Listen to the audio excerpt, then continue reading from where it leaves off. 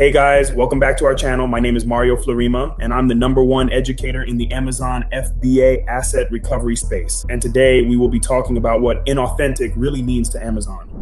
One of the most misunderstood Amazon suspensions right now is inauthentic item violations. Guys, most sellers instantly think Amazon is calling their products fake, but honestly, that's not always true. Sometimes Amazon simply cannot verify your sourcing properly. So in this video, we're breaking down what inauthentic actually means to Amazon and how sellers recover strategically. Now we're talking about the suspension email itself. You open Seller Central and suddenly your selling privileges are removed due to an inauthentic item violation. Panic hits immediately. Funds freeze, inventory gets stranded, and your business feels stuck overnight. Guys, Amazon's wording inside these emails matters a lot more than most sellers realize. Now we're diving into what actually matters during recovery. Understanding Amazon's language, identifying hidden suspension triggers, fixing documentation issues, building stronger plans of action, and creating better compliance systems moving forward. Guys, reinstatement is usually about rebuilding trust, not just writing a better appeal. Now we're talking about one of the most important distinctions sellers misunderstand. Inauthentic does not automatically mean counterfeit. Counterfeit means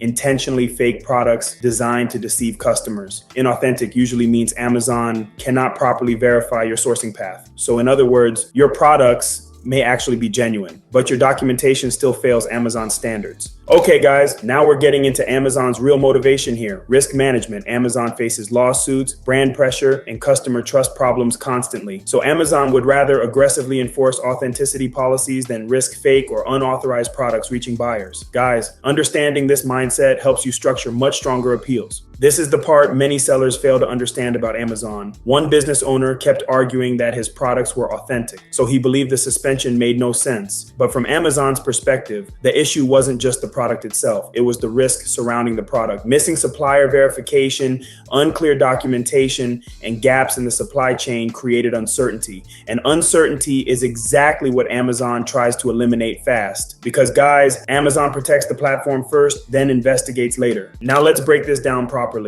Common triggers: buyer complaints, unauthorized sourcing, brand owner reports, and algorithmic flags all create authenticity investigations. And honestly, many sellers get suspended because they source products from retail stores, liquidators, or non-verified distributors without realizing the long-term risk. Okay guys, now we're talking about your biggest weapon during reinstatement: invoices. Amazon only accepts formal commercial invoices from legitimate business suppliers. Retail receipts, screenshots, and order confirmations usually fail immediately. Guys, without compliant invoices, even strong written appeals can completely collapse during review. Now we're diving into what Amazon actually checks on invoices: supplier details, business addresses, phone numbers, matching company names, product quantities, and purchase dates all matter. Guys, missing even one required element can trigger automatic rejection because Amazon systems review invoices extremely aggressively now. Moving on to the next page, invoice rejection. Even if your invoice looks professional, Amazon may still reject it if the supplier is not an authorized distributor for the brand. Guys, this is one of the biggest reasons sellers fail authenticity appeals, even when the products themselves are completely legitimate. Okay guys, now let's break this down. Letters of authorization. An LOA is direct permission from the brand allowing you to sell products on Amazon legally, and Amazon checks these documents very carefully. Generic letters, expired approvals, or distributor-issued authorizations usually fail because Amazon wants direct brand-level verification. Now we're getting into one of the most critical parts or mindset. Amazon does not care whether you personally feel the complaint was unfair. They care about accountability. Strong POA accept responsibility for compliance gaps, while weak appeals argue emotionally and blame everybody else for the problem. POA Section 1, identifying the root cause. Amazon wants to see the exact operational breakdown that created the issue, not excuses. Instead of blaming customers or suppliers, explain the sourcing or documentation weakness that allowed the violation to happen in the first place. POA Section 2, immediate corrective actions. Amazon wants completed actions written in past tense, removed ASINs, supplier reviews, inventory audits, and documentation updates should already be finished before your appeal gets submitted. Guys, Amazon trusts completed actions far more than future promises. businesses. POA Section 3, long-term prevention strategies. Amazon wants long-term operational controls, not temporary fixes after suspension. Supplier verification system, authorization checks, quarterly audits,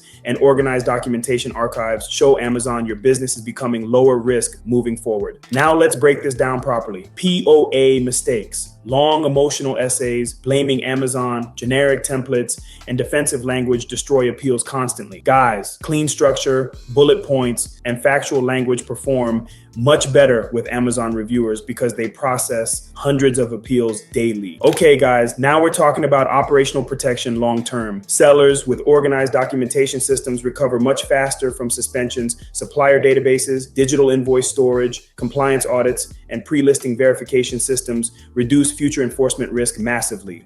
This is why organized businesses recover faster under pressure. One seller had authentic inventory and legitimate suppliers, but when Amazon requested documents, everything was scattered across emails and old folders. Invoices were hard to find, supplier records were incomplete, and verification took too long. Meanwhile, another seller with organized systems responded almost immediately. Every invoice, every supplier document, every verification record was already prepared. Because in other words, the businesses that prepare early usually survive problems much easier. Now we're diving into a real reinstatement example.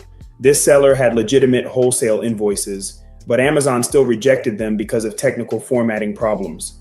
Embedded images, metadata issues, and unreadable PDFs triggered automatic failures. Once the files were rebuilt properly and escalated strategically, the account finally got reinstated.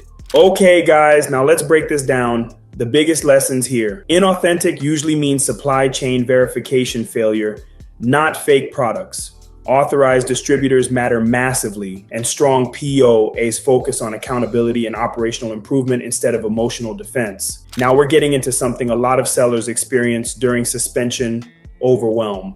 Guys, these situations create massive financial and emotional pressure fast, but thousands of sellers face this exact problem every month, and recovery becomes much easier once you approach the situation strategically instead of emotionally. Guys, inauthentic suspensions can feel overwhelming, but recovery is possible with the right documentation and strategy. Hope you guys found value in today's video and have a more clear understanding of what Amazon thinks when this suspension happens. If this video provides value, please like, share, and subscribe for more helpful content. If you're an Amazon reinstatement consultant and you're looking to see if you qualify to be in our Rios Inner Circle group, then feel free to check out the links below in our description section. We host free masterclasses every week where we dive more into specific topics like these and give you more details on how you can better assist your clients while saving you time, money, headaches, and most importantly, protect your business assets moving forward like always. See you guys next time.